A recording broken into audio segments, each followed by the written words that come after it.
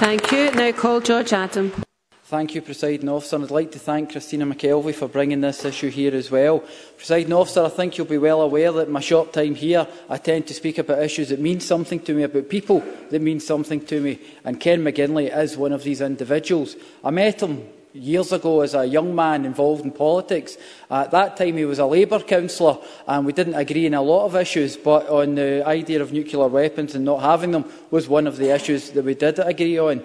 And he told us of his stories within Christmas Island, and if it hadn't been for Ken, someone of my generation probably wouldn't have known about that story. And he told me about the fact between 1957 and 1958 there were up to 6 destinations in Christmas Island in the Pacific Oceans, weapons many times more powerful than those in Hiroshima and Nagasaki. And Ken told me that years ago, and as the years moved on and Ken was no longer a councillor, I never saw him again for a while, but I always seen him in the Paisley Daily Express with his latest campaign to represent the veterans in the area. And it was one of these things where I met him again earlier this year at the Peace Garden in Barshaw Park in Paisley on the anniversary of Hiroshima, that we had the discussion again. And once again, he captivated an audience of young and old about everything that he went through as an individual, highlighting the horrors of nuclear weapons.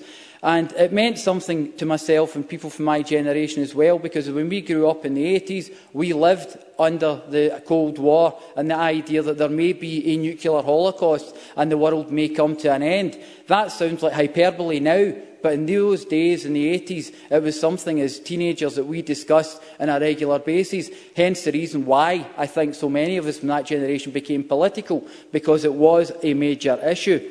But Ken spoke. We spoke after meeting him in the Barshaw, and then I invited him to the opening of my constituency office, because I believe that people have made an impact in your life. It was an important day for me, and I was going to make sure that man was there at that evening as well.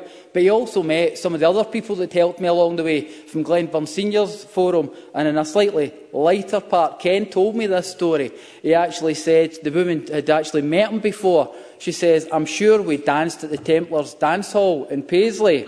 Now, Ken must be quite a charismatic individual, but that dance hall's been shut for about 30 years, 40 years and the rest. So, at the end of the day, it just shows you the kind of impact that Ken has when he puts his mind to things.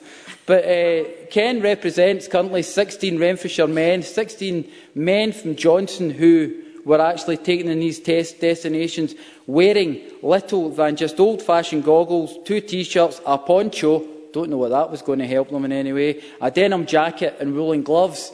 You know, this is absolutely incredible in this day and age when we look back that soldiers were left to do that.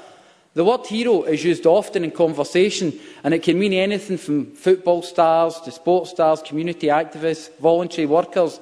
But when you're in the services, it tends to be when you're called upon to defend your country. These men may never have been involved in a traditional battle, but they served their country and have suffered as a consequence. There has been talk of an acknowledgement of a debt of gratitude. Those young men who served from 1952 to 1958 are heroes and deserve much, much more.